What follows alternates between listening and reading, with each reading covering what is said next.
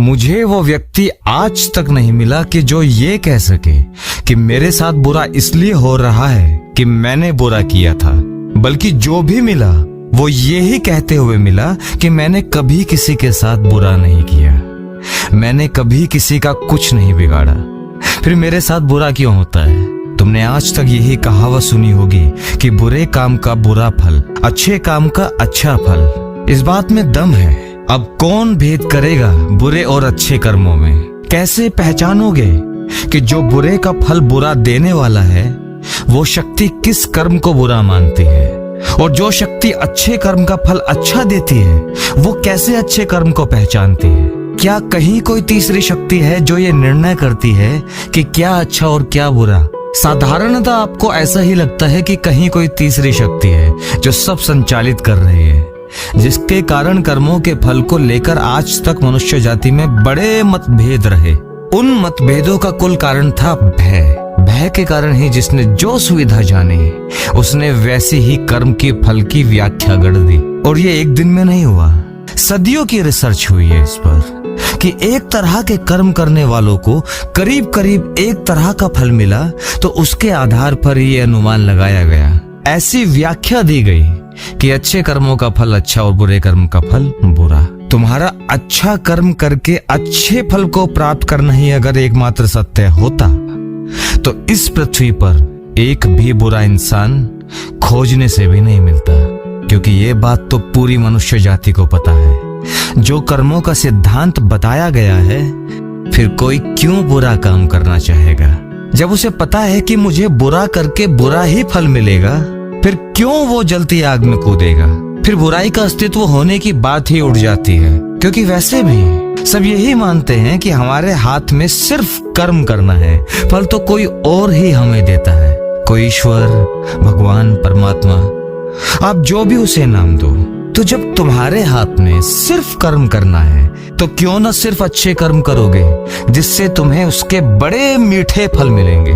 लेकिन नहीं, बल्कि यहाँ तो एकदम उल्टा है। अच्छाई तुम्हें खोजने से भी नहीं मिलती, चारों तरफ तुम्हें बुराई ही बुराई दिखेगी। जहां तक तुम निगाह घुमाओगे वहां तक तुम्हें अपने चारों तरफ बुराई के ढेर लगे हुए दिखाई देंगे। कर्म की व्याख्या इस बात पर निर्भर नहीं करती कि तुमने अच्छा किया या बुरा। इसे ऐसे समझो, तुम अगर ये विचार कर लोगे कि जो बीत गया अब उससे तुम्हारा कोई लेना देना नहीं, क्योंकि बीता हुआ वापस थोड़ी ना आता है, तो तुम भूल कर रहे हो। अब तक तुम्हें यही सिखाया गया है कि बीता हुआ कभी वापस नहीं आता। जो बीत गया उसे भूल जाओ, आगे बढ़ो। दरअसल ये बात तुम्हारे दुखों को भुला देने की एक बड़ी गहरी तरकीब थी, एक मायने में सही भी थी। इससे तुम खुद को अवसाद में जाने से बचाते हो, लेकिन आपके पास से आपका लेना देना है।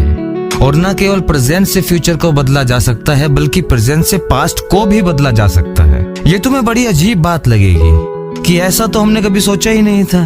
मान लो कल तुमसे एक पाप हुआ और आज तुम मान लो कि अब तो वो बीत गया, पास्ट हो गया, अब वो वापस कहाँ आने वाला है। और अगर ऐसा करने से तुम खुद में कोई भी आपराधिक बोध नहीं पाते, तो तुम कल का छोड़ो, अभी 10 सेकंड पहले की गई भूल को भी तुम जाने दोगे, क्योंकि वो भी अब पास्ट हो गई। और अगर ऐसा सच मान लोगे तो पृथ्वी पर सिवाय पाप के और कुछ नहीं पाओगे, क्योंकि यहाँ तो प्रतिपल ही पास्ट होता चला जाता है।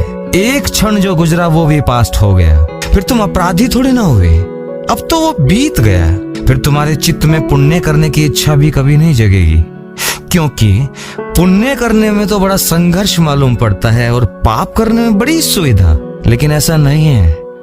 इसीलिए मैं कहता हूं कि आप अपने भाग्य की पृष्ठभूमि खुद तैयार करते हो, कोरे कागज पर खुद ही लिखते हो। अगर आपसे कभी कोई भूल हो भी गई जो तुम नहीं करना चाहते थे और तुम्हें उसका पछतावा भी हुआ है, तो ये सुविधा भी तुम्हें परमात्मा ने दी हुई है कि तुम पास्ट में की गई भूल को अपने प्रेजेंट से सुधार सकते हो। उसके लिए तुम्हें आदमी की बनाई हुई अदालत की जरूरत नहीं, परमात्मा का बनाया हुआ अस्तित्व ही सपोर्ट करेगा। गलत कहते हैं लोग कि अगर पास्ट में तुमसे भूल हो गई तो तुम अपने भविष्य नहीं सुधार सकते। मैं कहता हूं कि पास्ट में हुई भूल को भी प्रेजेंट में सुधार कर भविष्य उज्जवल बनाया जा सकता है। और ये बड़े मजे की बात है कि पास्ट की भूल को ही सुधार कर भविष्य ज्यादा उज्जवल बनाया जा सकता है, क्योंकि भविष्य तुम्हें चमकता हुआ बनाना है। इसका बोध तुम्हें तभी हो पाएगा जब तुम्हें एहसास हो जाएगा कि तुम कुछ भूल कर बैठे हो। भाग्य के संदर्भ में कुछ बातें कहता हूँ। अभी तक तो तुम्हें यही सिखाया गया है कि तुम्हारा भाग्य निर्धारित होता है, पहले से ही तय है कि तुम्हारे जीवन में क्या होना है क्या नहीं होना, और तुमने भी ऐसा मान ही लिया। इसके पीछे बड़े गहरे कारण हैं। दरअसल मनुष्य ने ये पाया कि जो उसे बाहरी जगत में श्रेष्ठतम मालूम पड़ता है वो उसे पाना चाहता है लेकिन नहीं पा पाता, तो उसकी लालसा उसे भीतर से ठेस पहुंचाती है। उसका ठीकरा अगर वो किसी व्यक्ति या समूह पर फोड़ेगा तो उसे बड़ी असुविधा होगी, क्योंकि व्यक्ति तो उसके कृत्यों में 1000 कमियां निकाल देगा, लेकिन अगर वो इसका बोझ परमात्मा पर डाल देता है तो वहां उसे बड़ी सुविधा मालूम पड़ती है कि वहां सामने से कोई जवाब तो मिलेगा ही नहीं, और फिर हमें अपने गुत्थे सुलझाने की खुद कोई जरूरत भी नहीं है। अब तो ईश्वर को ही सुलझाने दो। ये शिक्षा एकदम सूट कर गई, और अब ये इतनी प्राचीन हो गई कि मनुष्य अपने को ढूंढना ही भूल गया। अब तो जो भी होना है वो तो पहले से ही तय है, तो हम क्यों चिंता करें। हम तो बस पैदा हुए हैं, जो मन कर रहा है वो करते चले जाएंगे, जो होना है वो तो होकर ही रहेगा।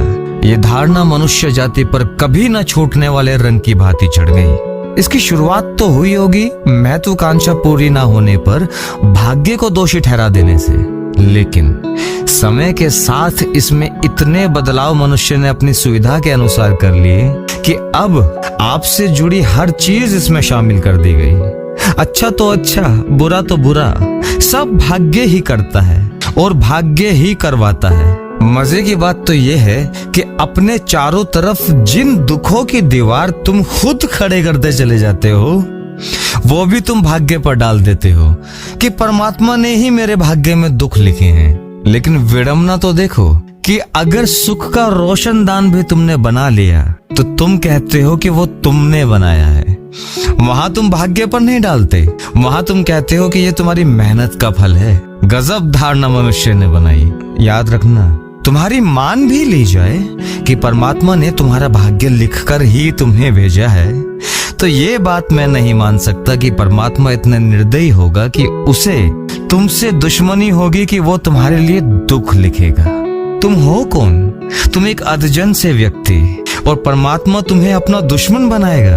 ये बात बेतुकी मालूम पड़ती है। तुम तो खुद ही खुद के रचयिता हो। तुम्हारे हाथ में ही तुम्हारा पाना और तुम्हारी कलम है। तुम ही लिखते हो और तुम्हारा लिखा ही पढ़ा जाता है, क्योंकि तुम्हारा लिखा ही दिखाई देता है। जो दिखाई देगा वो ही पढ़ा जा सकता है। अगर परमात्मा ने लिखा भी होगा तो वो दिखाई तो पड़ता ही नहीं, फिर तो सारे झंझट ही खत्म।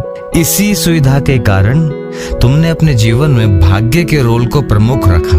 अगर ये सत्य होता तो मनुष्य जाति कब की समाप्त हो चुकी होती, क्योंकि फिर मनुष्य जाति के हिसाब से उसके कर्मों को उसे कभी भोगने की जरूरत ही नहीं पड़ती, क्योंकि सब कुछ तो परमात्मा ही कर रहा है। तुम जो कर रहे हो उसमें तुम्हारा कोई दोष नहीं, ना तुमने कोई पाप किया ना ही तुमने कोई पुण्य। फिर तो सब कुछ तुमसे कराया गया, सब कुछ जो लिखा था सिर्फ वही हुआ। लेकिन ये सत्य नहीं है। सत्य तो ये है, मैं कहता हूँ कि खुद को भीतर से जान लो।